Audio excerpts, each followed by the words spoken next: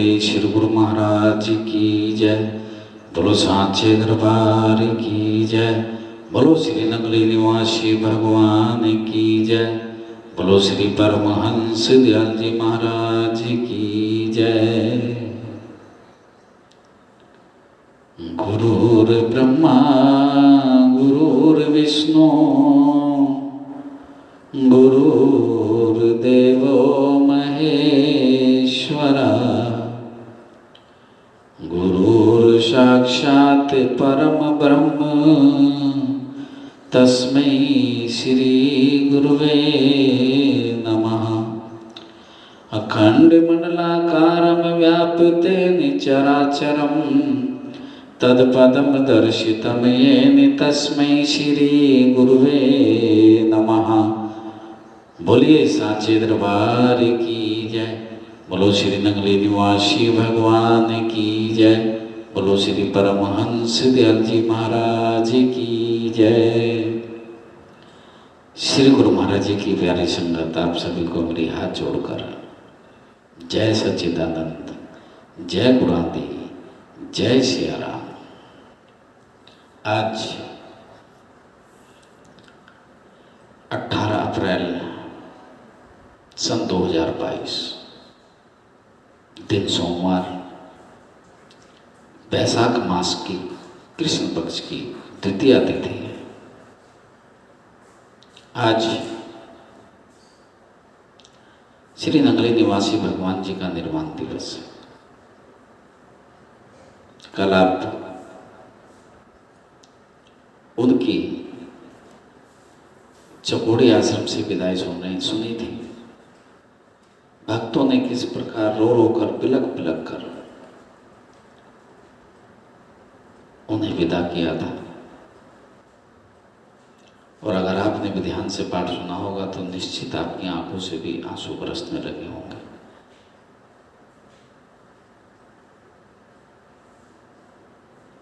आज ही के दिन अर्थात बैसाख कृष्ण पक्ष की द्वितीया के दिन श्री नगली निवासी भगवान चकोड़ी से तो केवल विदा होकर आए थे, लेकिन आज ही के दिन श्री गुरु महाराज जी ने इस पंचभौतिक शरीर को त्याग दिया था। आज निर्वाण दिवस, कम से कम हमें अपने नगली निवासी भगवान के श्री चरणों में श्रद्धा सुमन, श्रद्धांजलि रूप में अर्पण करने चाहिए। और असली तो अगर पुष्प चढ़ाने हैं तो असली पुष्प तो अपने अंदर जितने भी विकार भरे हुए हैं, काम, क्रोध, लोभ, मोह, अहंकार, आज इन सबको गुरु महाराज के चरणों में अर्पण कर दो। फिर देखना अपना जीवन कितना सुंदर हो जाएगा। ये असली श्रद्धांजलि होगी। आज श्री नगली दरबार में लाखों की संख्या में भक्तजन श्री गुरु महाराज जी के इस पावन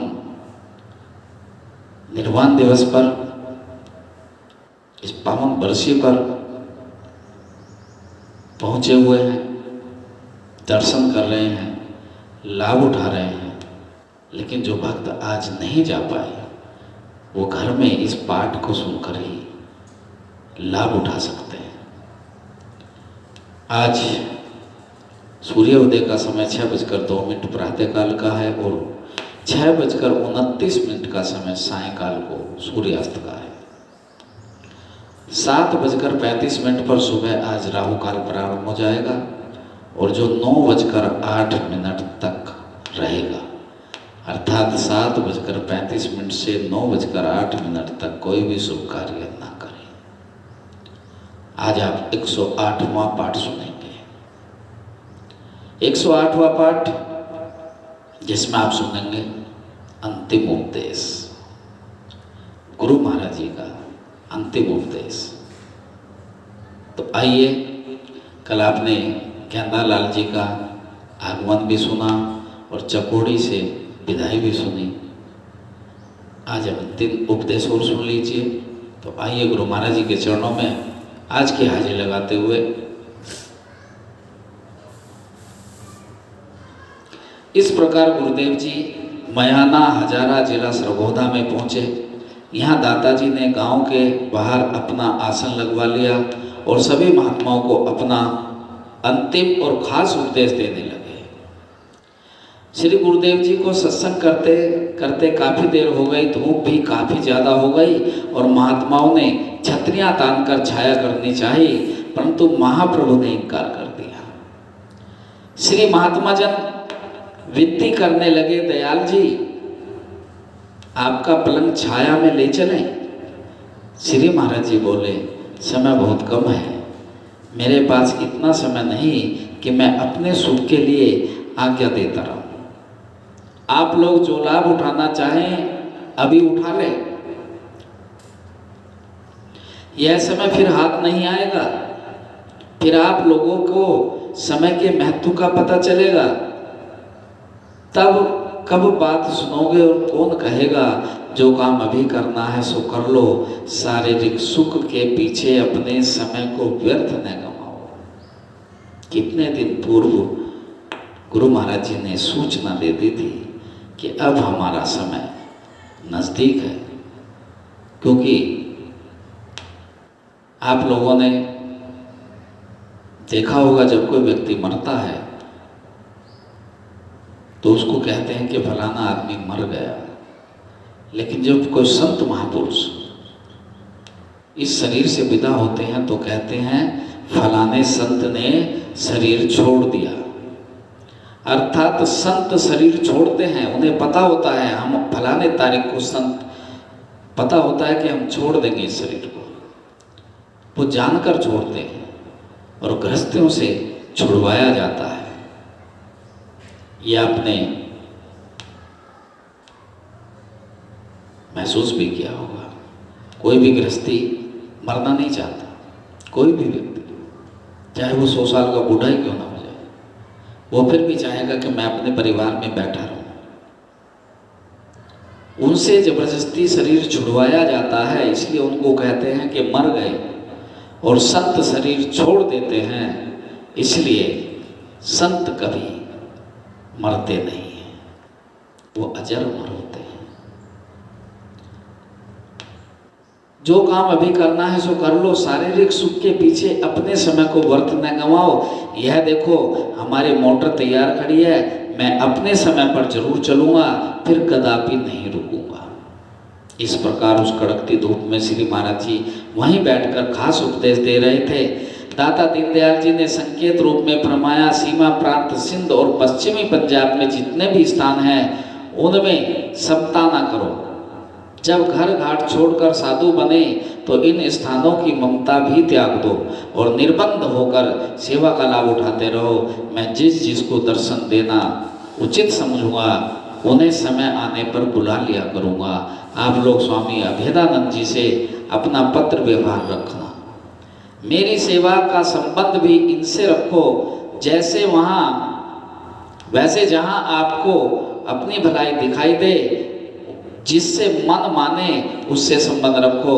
मैं आप सब पर बहुत खुश हूँ। अपने साधु भेष का महत्व समझो और चौखुंठी आपके लिए खुली है, परंतु ध्यान रखना कि कहीं आगे कुआं इत्यादि आए तो उसमें छलांग न लगा बैठना, अर्थात कहीं अपनी ममता न रखना। इसके बाद महाप्रभु ने चलने की आज्ञा सुना दी और दास रोता हुआ यह प्रार्थना करने लगा,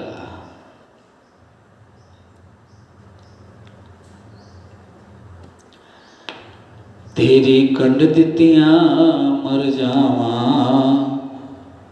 मुख न मोड़ सतगुरु जी। तेरी कंड दितियां मर जावा, मुख न मोड़ सतगुरु जी। लख लख मिन्ता करिए तरले, तेरे बांझो दिसदी परले। लख लख मिन्ता करिए तरले, तेरे बांझो दिसदी परले। हुन ता कृपा दृष्टि कर ले न भी छोड़ सतगुरु जी। हुन ता कृपा दृष्टि कर ले ना भी छोड़ सतगुरु जी। तेरी कण दिया मर जावा, मुख न मोड़ सतगुरु जी। सुंदर कोमल कमल शरीर दर्शन करिया मिटदी पीर। सुंदर कोमल कमल शरीर दर्शन करिया मिटदी पीर। तुद बिन कौन बंधावे धीर दुखी दिल मोर सतगुरु जी। तुद बिन कौन बंधावे धीर दुखी दिल मोर सतगुरु जी। तेरी कंड दित्तियां मर जावा मुख न मोड़ सतगुरु जी। कड़के सिर ते धूप दोपहर हुन ना जावो बेगाने शहर। कड़के सिर ते धूप दोपहर हुन ना जावो बेगाने शहर। इस पंजाब नु गम दी लहर विच ना रोड़ सतगुरु जी। इस पंजाब नु गम दी लहर विच ना रोड़ सतगुरु जी। तेरी कंड दित्तियां मर जावा मुख ना मोड़ सतगुरु जी। तेरे बिछड़त दीन दयाल होसी डांडा मंदा हाल। तेरे बिछड़त दीन दयाल होसी डाड़ा मंदा हाल। दिसदा चारों तरफी काल ले मरोड़ सतगुरु जी। दिसदा चारों तरफी काल ले मरोड़ सतगुरु जी। तेरी कंड दित्तियां मर जावा मुख ना मोड़ सतगुरु जी। दास ने दास दे रोंदे नैन कीवे दिल दे दुखड़े कहन। ओ दास ने दास दे रोवे नैन कीवे दिल दे दुखड़े कहन। जीवन भर ना मिलसी चैन तेरी लोड़ सतगुरु जी। जीवन भर ना मिलसी चैन तेरी लोड़ सतगुरु जी। तेरी कंड दित्तियां मर जावा मुख न मोड़ सतगुरु जी। इस प्रकार महाप्रभु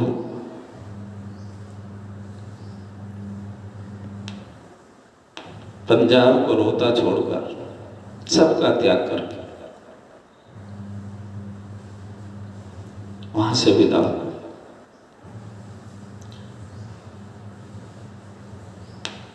महात्मा जन विरह के मारे उदास परेशान चकोड़ी आश्रम में लौटा। हृदय सम्राट प्राणाधार से सद्गुरुदेव जी को विदा करके महात्मा जन और सब संगत दुख सागर में डूब गए। रह रहकर उन्हें महाप्रभु की भोली भाली अदाएं याद आने लगी। उनका मुस्कुराना, प्रेमियों पर कृपा करना, उपदेश देना, यही सभी बातें दिलों को झंझोड़ने लगी। दुखी दिल से दास ने यह भजन गाया।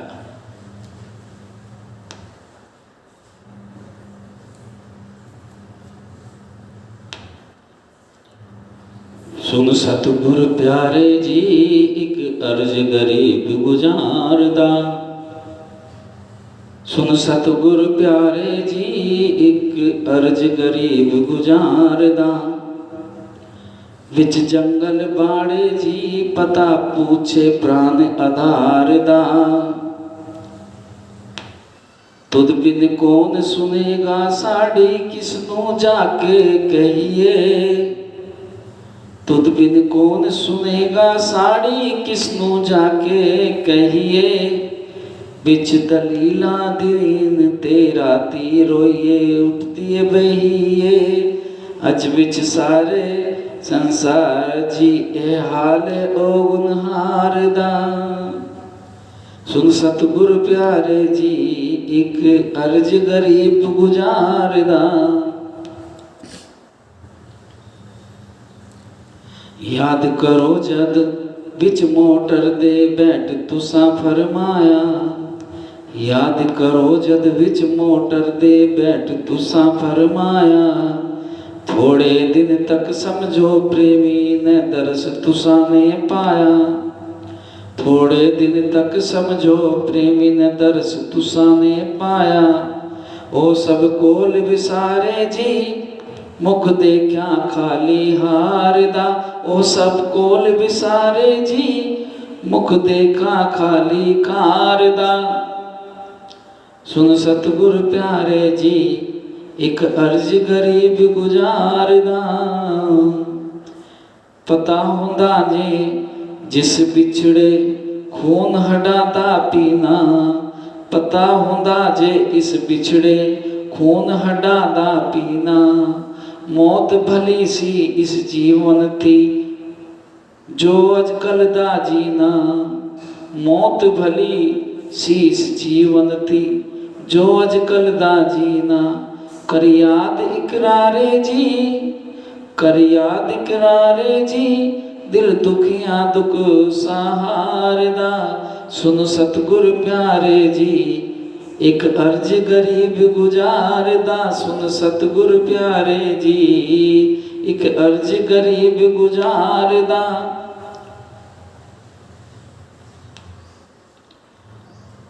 किस दे नाल में प्रीति पाके दुखियां दिल पर चावा, किस दे नाल में प्रीति पाके दुखियां दिल पर चावा। दासन दास कहे सतगुर जी किस नाल प्यार बधावा, दासन दास कहे सतगुरु जी किस नाल प्यार बधावा।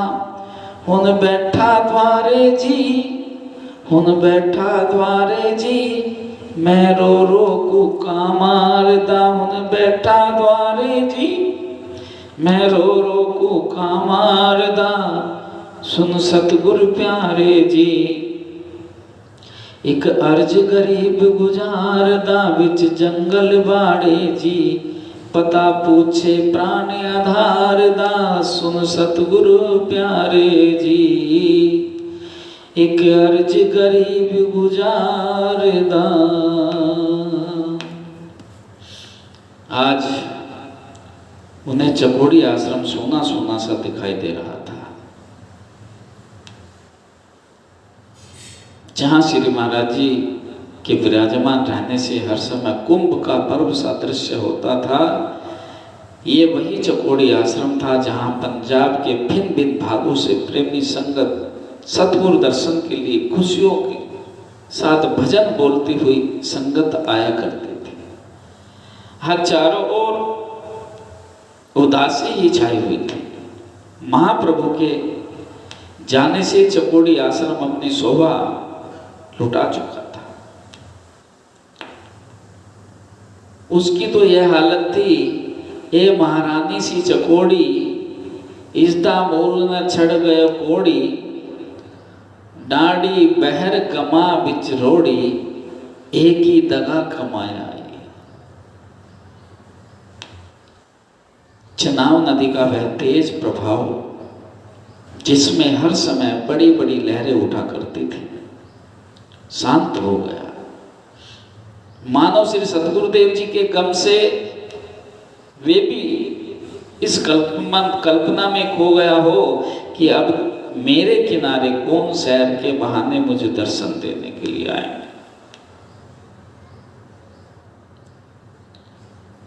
सारी प्रकृति मानो ठगी सी रह गई। लेखनी में सामर्थ्य नहीं कि वहां की निराशा का वर्णन कर सके।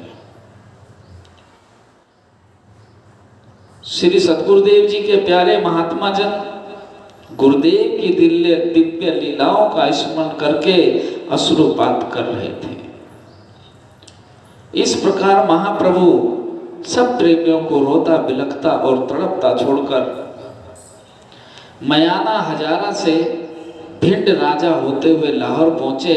उस समय गुरुदेव की पवित्र सेवा में स्वामी अजूनानंद जी तथा अन्य कई महात्मा थे। लाहौर से दाता दीनदयाल जी गाड़ी पर सवार होकर दिल्ली पधारे और जब गाड़ी सकोती टांडा रेलवे स्टेशन से गुजरने लगी तो स्वामी अजूनानंद जी ने श्री महाराज जी को श्री नंगली साहिब की याद दिलाई। गुरुदेव ने फरमाया अभी हम दिल्ली जाएंगे, फिर वहाँ से नंगली साहिब आने का प्रोग्राम बनाया जाएगा। और इस प्रकार श्री इष्टदेव भगवान भारत की राजधानी दिल्ली में पधारे। आज आपने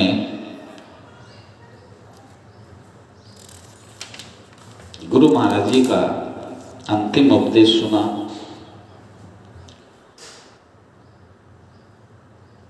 किस प्रकार भक्तों को रोता बिलखता छोड़कर श्री नंगली निवासी भगवान दिल्ली के लिए रवाना हो गए। और अब आगे का वृतांत कल के पाठ में सुनेंगे। श्री नंगली जी में पदार्पण, दिल्ली दर्शन और अनेकों अनेकों अध्याय आपको इसी प्रकार सुनने को प्राप्त होते रहेंगे। आज की वाणी को यहीं विराम दूंगा। बोलिए साचे दरबार की जय, बोलो श्री नंगली निवासी भगवान की जय, बोलो श्री परमहंस दयाल जी महाराज।